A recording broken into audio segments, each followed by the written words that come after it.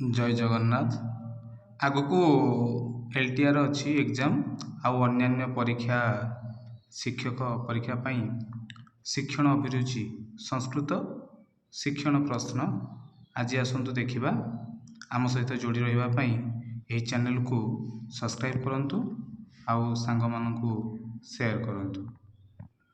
देखिबा प्रथम प्रश्न, शिक्षण शब्दे मूल धातु वर्तते।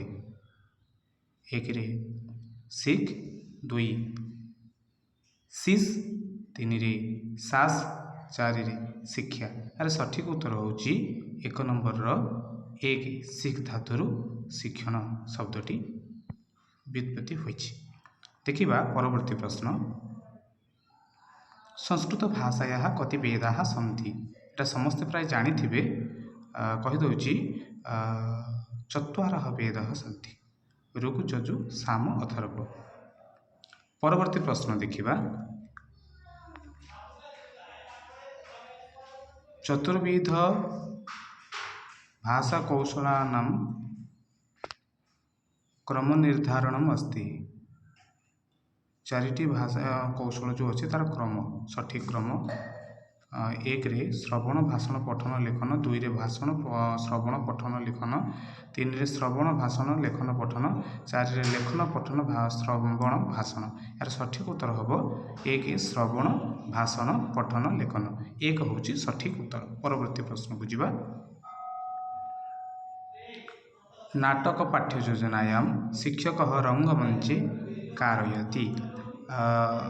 ऑप्शन एक पठनम, ऑप्शन दुई अभिनय, ऑप्शन तीन लेखन, ऑप्शन चार वाचन। शिक्षक नाटक पाठ्य योजना रे शिक्षक कौन रंगमंच कौन कर अभिनय कर।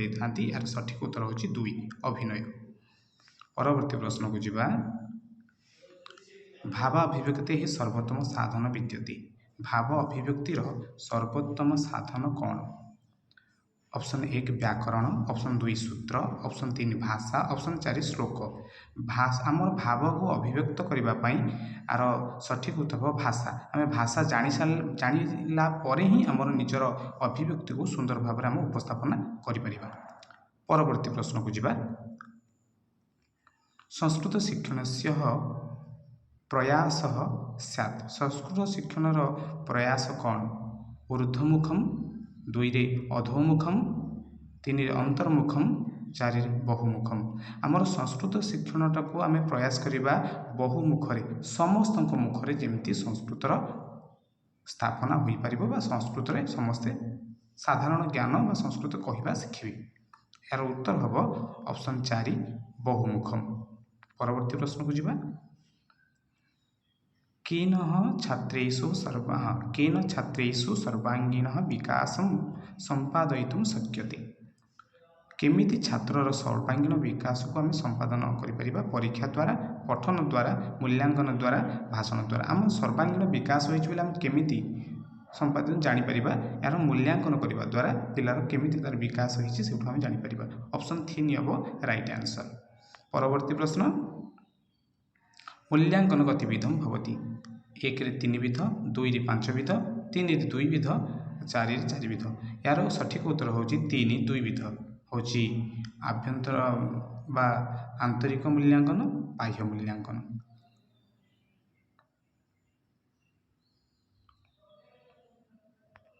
परवर्ती प्रश्न, परंपरागत पद्धति कतिविधा विभक्तम।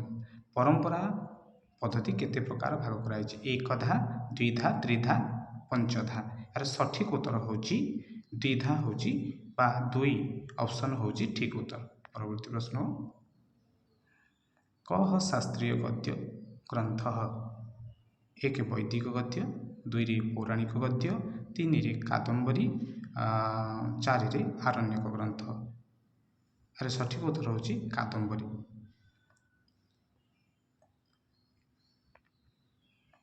धन्यवाद। पुणी परवर्ती प्रश्न उत्तर को